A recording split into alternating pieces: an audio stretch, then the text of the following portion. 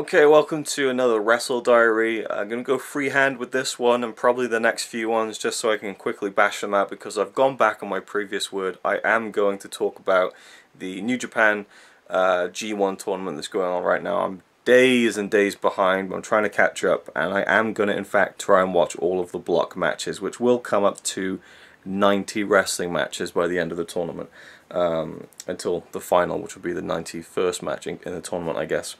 So I've written down some kind of notes on the matches, and we'll get into it, talk about the first 2 days of the tournament, which started well over a week ago now, a week and a half ago. So day one, we had Yoshihashi versus Yuji Nagata. Yoshihashi is an interesting one. He looks a bit like a cartoon character to me, but in the two matches I've seen him in so far, he has grown to surprise me.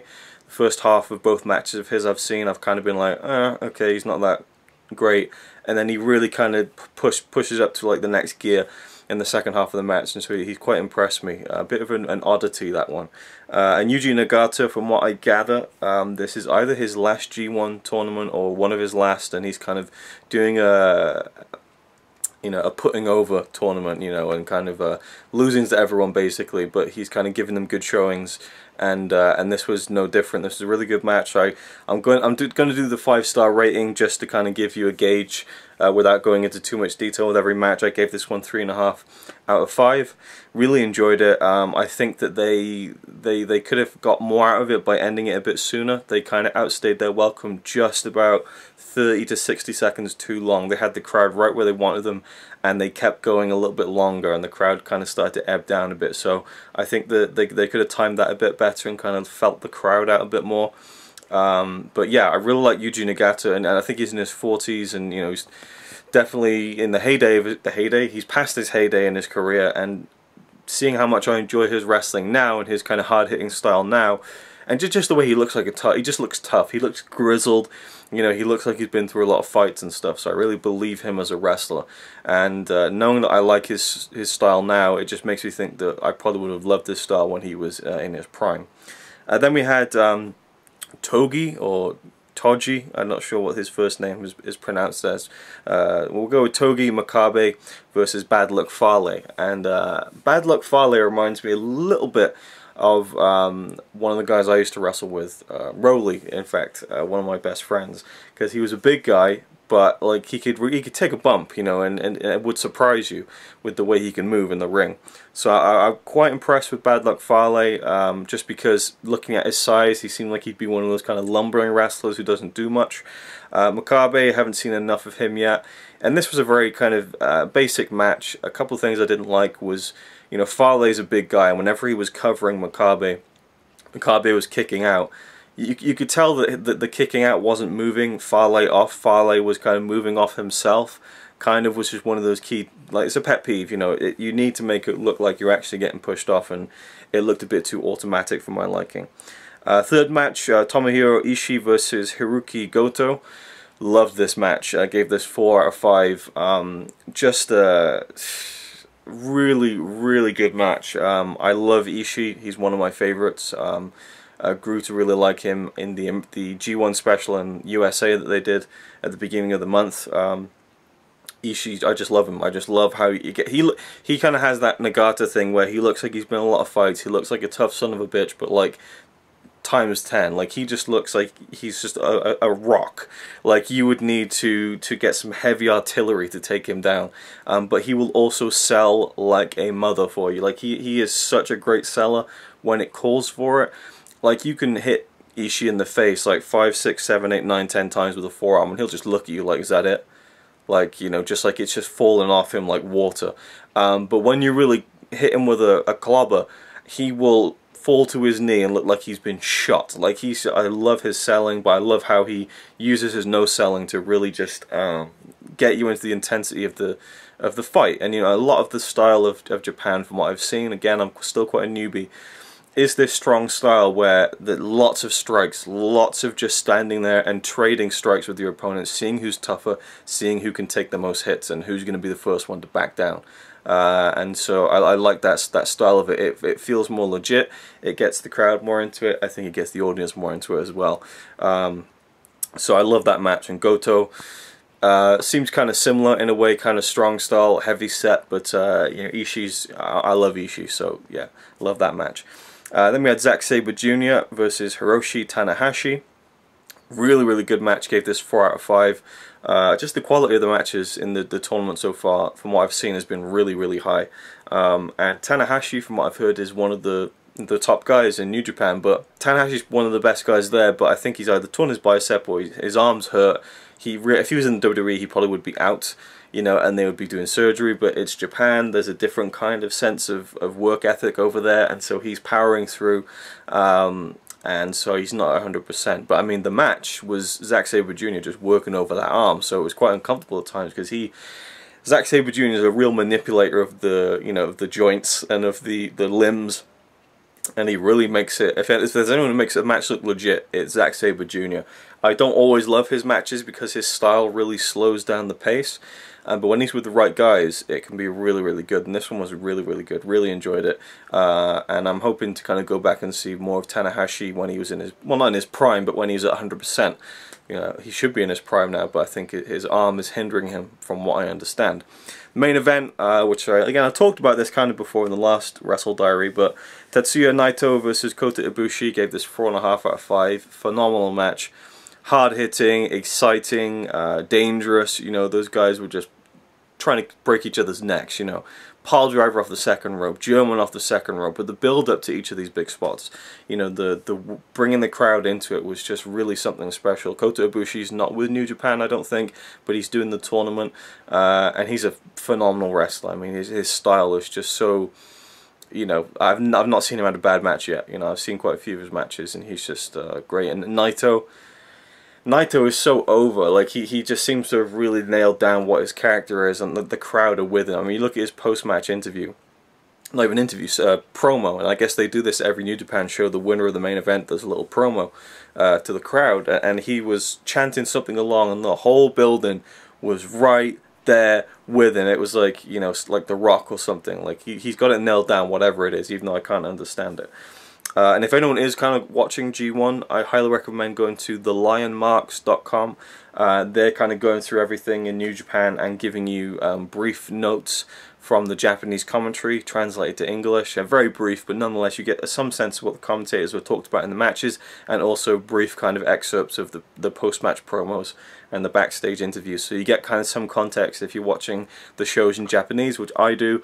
The English commentary can be good, but the emotion from the Japanese commentators is so much more interesting to me, and it really gets me into it when they get proper excited about it. And the English commentary, not so much. So that was the first day. I'm going to roll on to the second day, which wasn't, I guess, as good as the first one, I suppose, and they've now moved to Korakuen Hall in Tokyo. I like how they're doing it in all different kind of locations around Japan, and like in this, I mean, the first night one was in this big, you know, this big building, and then Korakuen Hall is quite small and contained, so it felt completely different. But nevertheless, the thing about this tournament I really love is that it feels like it's a proper war of attrition. It's not just like, okay, we're going to have a tournament with 90 matches, so every match is going to be 5 to 8 minutes, you know, get in there, boom, boom, boom, do a few moves, entertain the crowd, and then someone wins at the end of it. No, these are going 15, 20, you know, minutes. Some of the main events go even longer than that, and they're really hard hitting. They feel like the person who gets to that final has really earned it. So I love that about this tournament. And I guess for posterity, you know, if you don't know, I'm sure you do if you're watching it this far, but you know, you have the two blocks, Block A, Block B, 10 wrestlers in both blocks. They do a round-robin tournament where everyone from Block A wrestles everyone in Block A. Likewise, so everyone has 9 matches, and then you get 2 points for winning, 1 point for, I think, a draw, and then no points for a loss, and the person with the most points from both blocks face each other in the final, and the winner gets the title shot at Wrestle Kingdom next January. So day 2, we had Juice Robinson, who I think was in NXT for a short period, who doing some kind of hippie gimmick, versus Satoshi Kojima. Really good match, 3.5 stars for this one. I liked Juice's fire. He had some good fire to him when he really kind of got like that intensity and the crowd into it and stuff. And he seems to be quite popular with the Japanese audience, obviously being American. I think there's a big Juice Robinson sign hanging up from one of the rafters, which was cool. Kojima, good hard-hitting style. Again, haven't seen too much, but enjoyed the match a lot. Then Tama Tonga versus Michael Elgin. I gave this 3 stars. I really picked up towards the end. There was a great finish. I love the finish.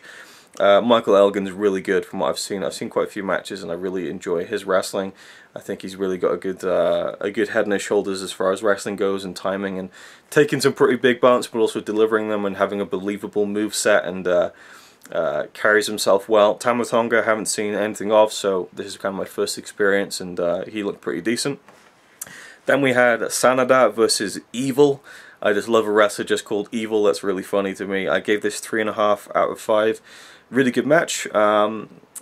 Now that I think about it, I can't remember too many details about it, so maybe I rated it a bit too highly, but I remember thinking it was a very good athletic contest between the two guys, and some good stuff, really. And yeah, I haven't really felt those two guys out really that much yet. They both look pretty wild with some, some pretty wacky hair and stuff, but yeah. Then we had the IWGP Heavyweight Champion, Kazuchika Okada versus Yano. I guess this is the lowest. No, I gave Bad Luck Fale and Makabe 2.5 out of 5 too. So Okada and Yano, 2.5 stars out of 5. It wasn't bad. It was just quite middle of the road. And Yano, from what I gather, is a comedy wrestler. So he comes out, he's trying to, he's got like his DVD that he's shilling and stuff, and doing all these kind of comedy-ish spots. But he's still kind of, I liked how he could still kind of go. And Okada was kind of just, trying to figure out how he could beat this guy, and kind of was not taking him as seriously as maybe he should have. But I like the dynamic between the two. But ultimately, it was nothing great. It just was what it was. And Okada just continues to me to just have such an aura about him. He just has that superstar vibe. Big fan of him. Even if I like other people's wrestling a bit more in New Japan, I really like the way he carries himself as the champion, as the star of the promotion. And yeah. The main event was Kenny Omega, who may be my favorite wrestler in the world right now, versus Minoru Suzuki. I gave this 4 out of 5. A really, really good match. Liked it a lot. As I've said before, I think that Kenny Omega needs to rein in on those V-trigger knees. I know that strong style strikes and signature strikes are something that people in New Japan and in Japan wrestling in general do a lot of those strikes multiple times a match, but those V-trigger knees that Kenny Omega does, they look like a knockout blow, like a match-ending strike. You could build that up as one of the best finishes in the world, I believe. And he does it 5, 6, 7, 8 times a match. He hit the referee with it. I loved how Red Shoes was selling it. You're just kind of like sitting down in the corner, for like most of the match. It just felt realistic, like he'd just taken a blow to the head. So he's like, right, I'll continue reffing, but I'm just going to sit down while you guys continue, because I love that. Really becoming a big fan of the referee Red Shoes. I think he does a great job. He kind of blends in like a good referee, and you don't really notice he's there, but when you do notice he's there, it's when he's doing something that kind of draws you more into it. There was a match on day 3 when I suddenly realized he was there, and he was like going like that, getting up close to someone in a submission, like you're going to give up, and I thought it was a really nice touch. Anyway, really good match. Suzuki, good intensity to him, good aura about him. He looks like a mad son of a, just like the weird hair. He just looks like a proper nutter who you wouldn't want to, you'd want to cross the road if you saw him on the side of the street you were walking on. And Kenny really sold how kind of scared he was of him, and I thought that was really good. Kenny's promo at the end was a bit weird. He's kind of like, yeah, cheer for me, and he does this weird kind of cartoonish laugh. Yeah, not the biggest fan of that, but really, really good match, and I'm really liking the tournament so far. I've seen day 3. I'll leave that for another video and talk about day 3 and 4, because I've already gone almost 15 minutes. Holy shit. What the hell, let's just do it. Let's just talk about all these matches, and maybe it'll just be more something for me to look back on later on in my life. Again, this really is more like a diary to me, just to kind of talk about the wrestling I'm watching. So I don't expect too many people to get too much out of these, but if you do, and if you are following along with the G1, let me know your thoughts down below. If you're going to talk about matches that have happened way past the first few days, just don't spoil who wins or anything like that. I'm going to try and not look at spoilers from now on. So yeah, that's it. See you in the next one. Looking forward to delving into more of the G1 stuff, and there's just so much to get stuck into. But I have a few days now where work's a little bit light, so I can kind of watch a bit more wrestling. But still, I mean, there's no way I'm watching full shows, just impossible. The undercard is going to have to just be pushed to one side, I think, so just as long as I watch those 5 block matches from every show, I think I'll be happy. And this is a great way for me to get into a lot of these guys too, and kind of get a feel for who they are, and look forward to some of these other matches that are going to be happening, you know. So yeah, that's it. Thank you for watching, and I'll see you in the next one. It's alright by me. Apart from the fact he throws cans and calling into a tree. Yeah, he's really cool. Yeah, he's really cool. But he's not quite as cool as you.